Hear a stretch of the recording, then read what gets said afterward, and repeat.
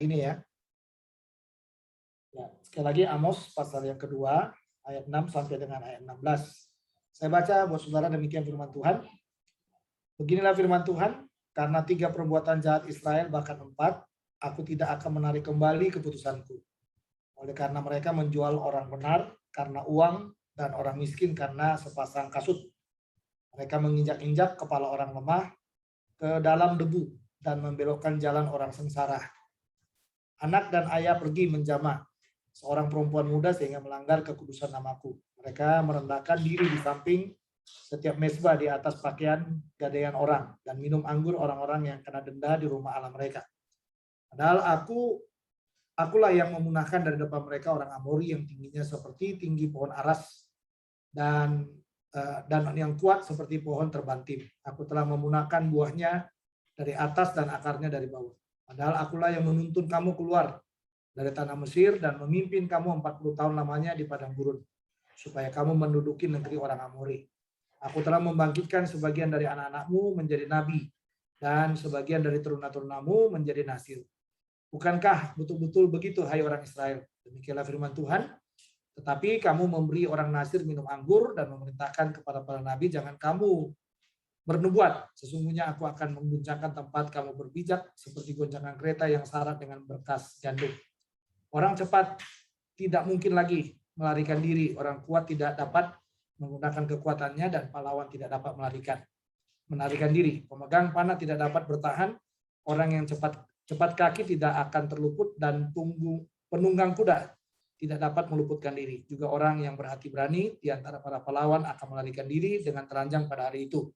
Demikianlah firman Tuhan. Ya, kalau Anda melihat bagian ini ya, ini bagian yang sangat luar biasa menurut saya. Ya, ternyata setelah kita cek ya, dari Amos pasal 1 sampai Amos pasal yang kedua ini ya, Tuhan tidak membedakan dosa antara umat pilihan dan yang bukan umat pilihan. Jadi kemarin sudah ada transisinya sebenarnya yang kita lihat ya, kalau saudara melihat di ayat 1 sampai 5 itu ya, itu sudah dijelaskan kepada kita bahwa ada Moab lalu ada Yehuda. Ya, ada Yehuda, dan sekarang yang disoroti adalah Israel. Ya, jadi bangsa Yehuda, ya jadi kalau dibilang bangsa Yehuda itu adalah 2 suku di selatan ya. Kalau yang Israel itu adalah 10 suku yang ada di utara. Jadi kerajaan yang disebut dengan kerajaan Israel dan kerajaan Yehuda, ya kerajaan Yehuda. Ternyata semuanya punya dosa yang sama. Nah, ini makanya Tuhan selalu menggunakan kata karena 3 perbuatan jahat Israel, bahkan 4. Nanti bangsa yang lain juga atau orang-orang yang lain juga digunakan kata yang sama. Karena 3 perbuatan jahat Israel, bahkan 4. Jadi setiap bangsa itu Tuhan menghitung perbuatan-perbuatan jahat yang sudah dilakukan. Nah, jadi saya rasa ini menjadi catatan penting kita ya dalam renungan kita sebelum kita memulai kelas kita ini, bahwa Tuhan itu tidak membedakan ya dosa umat pilihan atau dosa umat yang tidak terpilih. Jadi semua Tuhan mencatat itu. Ya, semua Tuhan mencatat dosa-dosa itu, sehingga pada waktu Tuhan mencatat juga Tuhan bisa mampu menguraikan. Nah, itu coba lihat tuh, kalau Anda melihat dosa-dosanya ya. Yang pertama dikatakan, oleh karena mereka menjual orang benar karena uang dan orang miskin karena sepasang kasut. 1. Yang kedua, mereka menginjak-injak kepala orang lemah ke dalam debu dan membelokkan jalan orang sengsara. 2. Anak dan ayah pergi menjamah seorang perempuan muda sehingga melanggar kekudusan namaku, katanya gitu ya. Kalau saudara lihat di sana, ya lalu yang berikutnya lagi, mereka merebahkan diri di samping setiap mezbah di atas pakaian gadaian orang dan minum anggur orang-orang yang kena denda di rumah Allah mereka. Itu dosanya. Ya, jadi saudara lihat sana, dosa itu sangat luar biasa sekali. Dosa itu sangat tajam sekali ya, saudara ya. Kalau saudara lihat, dosa itu sangat tajam sekali. Dosa itu tidak bisa ditolerir lagi, ya kan? Karena Tuhan mencatat itu. Ini luar biasanya Tuhan kita itu. Jadi kita nggak bisa lari ya.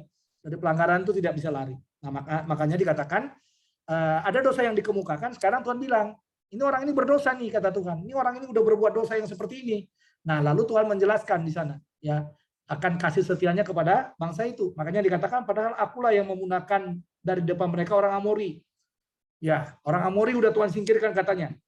Lalu ayat 10, dengan kata padahal itu ya, padahal akulah yang menuntun kamu keluar dari tanah Mesir, ya, dan memimpin kamu 40 tahun lamanya di padang gurun, supaya kamu menduduki negeri orang Amori. Lalu apalagi dikatakan, aku telah membangkitkan sebagian dari anak-anakmu menjadi nabi dan sebagian menjadi teruna-teruna menjadi nasir. Bukankah betul-betul begitu, hai orang Israel? Demikianlah firman Tuhan. Jadi antara dosa, ya mereka berdosa, lalu Tuhan bilang, aku udah baik, kata Tuhan. Nah, ini luar biasa, saudara. Ya, dan bisa kita lihat juga, kayaknya kita juga seperti itu ya. Tuhan itu baik, Tuhan itu mengasihi, Tuhan itu menyiapkan segala yang baik buat kita. Tapi kadang-kadang ya itu dosa itu terus beranak pinak gitu ya, beranak pinak ya, yang akhirnya kita melukai hati Tuhan. Nah makanya dikatakan di dalam bagian itu, tetapi kamu dikatakan di dalam ayat 12 ya, tetapi kamu memberi orang Nasir minum anggur dan memerintahkan kepada para nabi jangan kamu bernubuat. Nah ini puncak-puncaknya semuanya. Nah lalu yang itu yang katakan Tuhan munculkanlah hukuman, ayat 13 sampai dengan ayat yang ke-16 itu, sesungguhnya aku akan mengguncangkan tempat kamu berpijak. Itu hukum yang pertama ya. Lalu yang ketiga, yang kedua, orang cepat tidak mungkin lagi melarikan diri, orang kuat tidak mungkin, tidak dapat menggunakan kekuatannya, dan pahlawan dikatakan tidak dapat melarikan diri.